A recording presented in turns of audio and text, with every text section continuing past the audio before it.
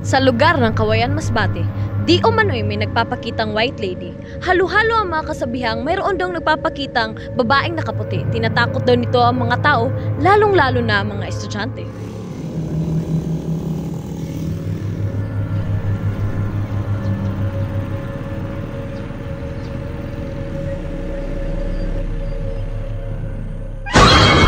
Nung isang gabi, nung dumaan kami dito kasama yung asawa ko, may nakita akong kulay puti. Tapos nung tiningnan ko siya, hugis tao siya. Tapos sabi nila, yan daw yung tinatawag na white lady.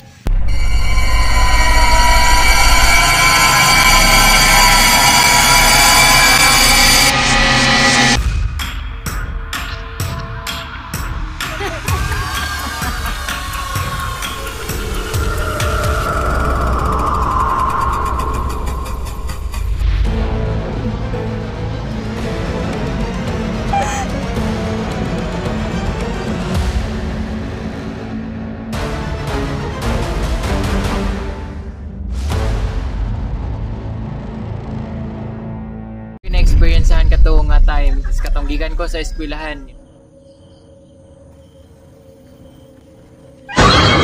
Wala ko nag-silpon na to nga time. Dito gid ako gipagat ko white lady dito sa akong likod. Kalit bitaw na siya sulpot sa akong unahan.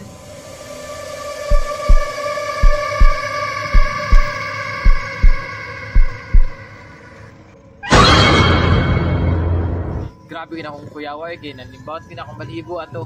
Sa diha ginakita nako tong nga white lady, ako nakit-an jud ang yang naong puno siya sa dugo. Diri ay yang naong dugoon jud na siya. Nagsanay na siya puti murag kana bitaw gikan na gisa sa lubnanan bitaw niya. Murag di siya mapakali bitaw. Mukalit na siya o kanang hilak sa kanto.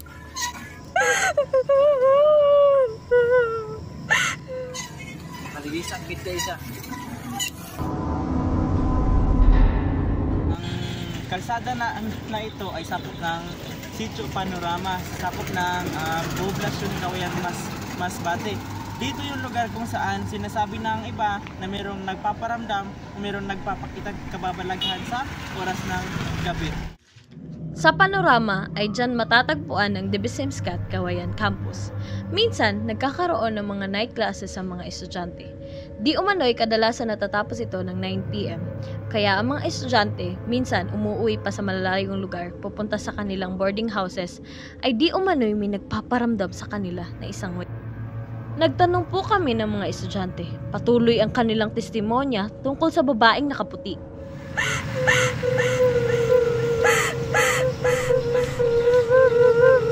Ang experience atong gabi unan, uban mi sa kong barkada ato ka time.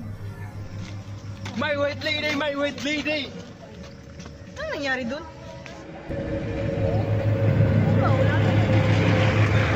Then, hanggang sa baligo na mi ara ay, pero nalimbawt na akong baligo. Oh my God! Nararamdaman mo yung nararamdaman ko. Para ko kuan sa akong kaugalingon, umsak ko. And then, taod-taod, bagan, naasay ka ng may nagahawag sa kuang naon, mabugnaw ka ayo. Kuan ako, nagkaroon akong naglain akong paminaw ka na akibo, grabe akong kanindog, mayroong sa kong kaugalingon. Mautong, nihilak na lang ko ato ng time, wala ko pasapos kong kaugalingon. Natingal akong berga ako na unsa na. Opo, ako po yung kasama ng kaibigan ko. Pero bago po nun, galing po kami sa school. My white lady! My white lady! Tapos nung papauwi na po kami, may nakita kami isang lalaki na sobrang bilis niyang tumakbo. My white lady! My white lady! Tapos hindi namin alam kung anong nangyari. Kaya nung napatanong kami, ano nangyari dun? Dito na po kami banda. Parang naka-feel po kami ng may tumatayo ang balahibo namin. Tapos hindi namin alam kung bakit. Oh my God! Nararamdaman mo yung nararamdaman ko. Pero akala namin normal na yun. Nung pagpunta namin dito, parang iba na talaga yung nararamdaman namin. Para talagang may sumusunod sa amin or parang may mga hindi namin explain.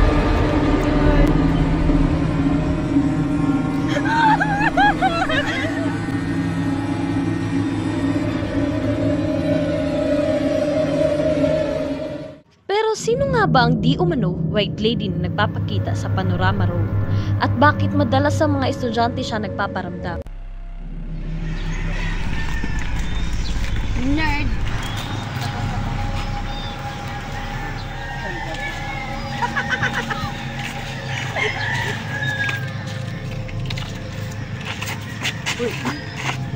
Tao pala. Tao pala, no? May tao pala. Pare, ako nito yan. Ano ba? Basta siyo ah. Akin na ngayon. Akin ka na ngayon. Hawakan ka. Dako pa dyan. Sumba ka dyan. Ano pre? Yeah, ito na. Bigat,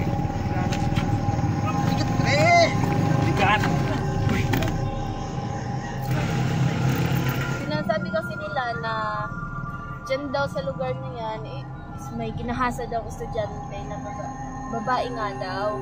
May ginahasa. Kaya sa tuwing may mga sa oras ng gabi, may nagpapakitang puting babae. Tapos nananakot siya ng mga tao. Kaya dali-dali ay pinuntahan ng ating paranormal experts ang lugar. Mo hindi nagpula. Habang side dito ay umiiyak. Dito mo ba nakita yung white lady? Oo, yan sa may puno. Tingnan natin. Tingnan natin kung meron lang nagpaparamdam sa lugar na to.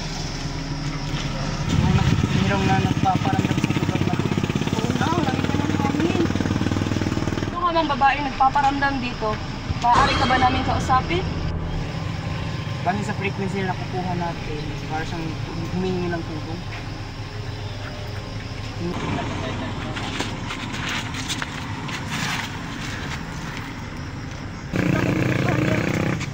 Tingnan sa akin. Daming dugo. Dito ka na ha. Huminglay ka na dito. At the end of the day, it's all about the individual's perception, whether they believe it or not. If it provides excitement and fun to our visitors, why not? Yung mga gumagawa ng masama, hindi lang sa punto ng rape, kundi dun sa mga iba't ibang forma din ng pang-aabuso sa kababaihan. Yun ang dapat katakutan.